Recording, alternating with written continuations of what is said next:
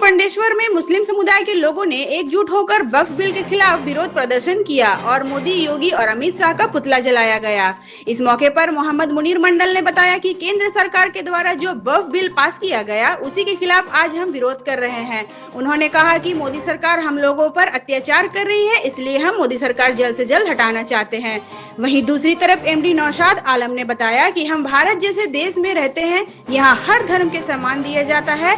ऐसे में मोदी सरकार द्वारा पास किए गए वक्फ बिल के खिलाफ हमने आंदोलन किया है।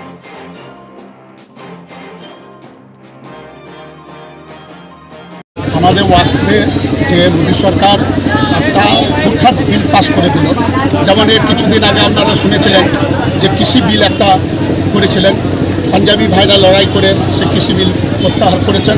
তেমনি আমরাও আমাদের মুসলিমদের ওপরে যে আমাদের কবরস্থান, মসজিদ, মাদ্রাসা, যে সকল ওপরে যে ওয়াকফ বিলটা যেটা আমাদের করছেন মানে বিরোধ করেছে, যে ওয়াকফ বিলটা পাস করে দিয়েছে যে মুসলিম দিকে এখানে মাটি দেওয়া হবে না, মসজিদ করা হবে না, আজান দেওয়া হবে না, মাদ্রাসা বন্ধ করতে হবে, মাদ্রাসা চালু থাকবে না, এইসব নিয়ে আমাদের মুসলমানদের ওপর একটা অত্যাচার করছে। মোদী সরকারকে আমরা হটাতে চাই। মোদী সরকারের বিরুদ্ধে আমরা এই আন্দোলন করছি। জমিয়াত উলামা ফুটবল মাঠ থেকে পান্ডবেশ্বর রেলওয়ে স্টেশন পর্যন্ত আমরা মিছিল করেছি। এখানে দাহ করা হলো অমিত শাহ, মোদী আর যোগী, এই তিনজনার পুষ্পপুতুল আমরা দাহ করেছি।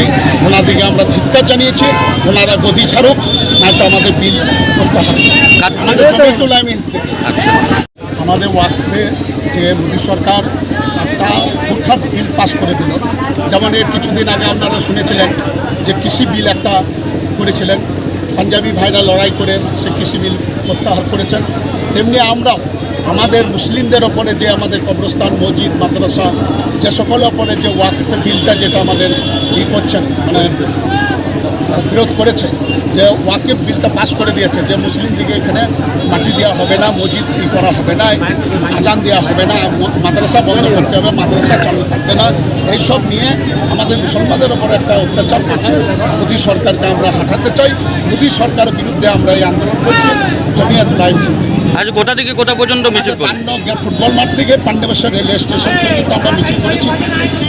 কার কার পুষ্পপুতলিকা দাহ করা হলো আজকে? আমাদের এখানে দাহ করা হলো অমিত শাহ, মোদী আর যোগী, এই তিনজনার পুষ্পপুতুল আমরা দাহ করেছি।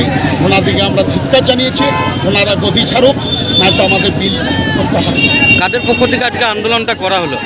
কাদের পক্ষ থেকে আন্দোলনটা করা হলো? আমাদের জমিয়াত উলামা। আচ্ছা, কতজন ছিল আজকে? আমাদের ৩,৫০০-এর মতো লোক ছিল।